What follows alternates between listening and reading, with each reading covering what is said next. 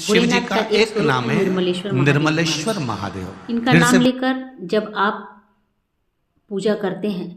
तो आपका जो भी कोई काम है जो रुक रहा है, बहुत दिनों से प्रयास करते जा रहे हैं और वो काम हो नहीं पा रहा है, चाहे कोर्ट कचहरी का ही काम हो, कागज आगे जाना है, आगे हमें तंग कर रहा है, बहुत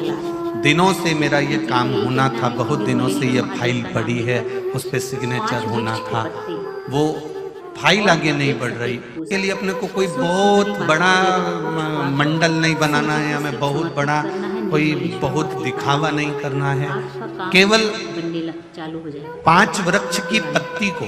और एक श्वेत पुष्प, सफेद कलर का पुष्प अशोक सुंदरी वाली जगह पर लगाकर देवाधिदेव महादेव को सोमवार की अष्टमी के दिन जो चढ़ा देता है, बस निर्मलेश्वर महादेव का नाम लेकर जब चढ़ाया तो कार्य सफलता की ओर अग्रणी।